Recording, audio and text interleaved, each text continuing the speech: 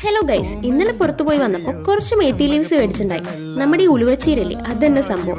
അപ്പൊ അത് വെച്ചൊരു ഉപ്പേരി ഉണ്ടാക്കാന്ന് കരുതി. പിന്നെ ഇത് നന്നാക്കാൻ എടുക്കുന്ന ടൈമില് വേറെയും പല പുല്ലും പുഷ്പൊക്കെ ഇതിനിടയിൽ കാണും. അപ്പൊ അതൊക്കെ ഒന്ന് മാറ്റി മേത്തി ലീവ്സ് മാത്രം എടുത്ത് നന്നാക്കുക. നമ്മുടെ ഈ ചീരയൊക്കെ അല്ലേ, അത് നന്നാക്കുന്ന പോലെ തണ്ടും കൂടെ ചേർത്ത് നോക്കിയാൽ കയ്പാവുന്നാണ് എന്റെ ബഡാമാമ പറഞ്ഞത്. സോ ഇതിന്റെ ലീവ്സ് മാത്രം അങ്ങ് നുള്ളിയെടുക്കുക. ഇനിയിപ്പോ എന്താ, നല്ലെണ്ണ ചൂടായി വരുമ്പോൾ കടുകിട്ട് അതെല്ലാം പൊട്ടി വന്ന ഇച്ചിരി ഉഴുന്നുപരിപ്പും 2 വറ്റൽമുളക് ഇട്ട് മൂപ്പിച്ച് ചെറുതാക്കി എരിഞ്ഞ കുഞ്ഞുള്ളിയും ചേർത്ത് സോട്ട് ചെയ്യാം. ഇതിലോട്ട് ഇച്ചിരി മഞ്ഞപ്പൊടി ഇട്ട് വഴറ്റി നേരത്തെ നുള്ളി വെച്ച മേത്തി ലീവ്സ് ചേർക്കാം. പിന്നെ ഈ മേത്തി ലീവ്സ് നന്നായി വാഷ് ചെയ്യാൻ ശ്രദ്ധിച്ചോളൂ കേട്ടോ. എനിക്കിതൊന്ന് 2 പുഴുവിനെ കിട്ടി. ആരോ പറഞ്ഞു കേട്ടിട്ടുണ്ട് കെമിക്കൽ ഫെർട്ടിലൈസേഴ്സ് യൂസ് ചെയ്യാത്ത പച്ചക്കറിയിലാണ് ഈ പുഴുക്കളൊക്കെ കാണുന്നത്.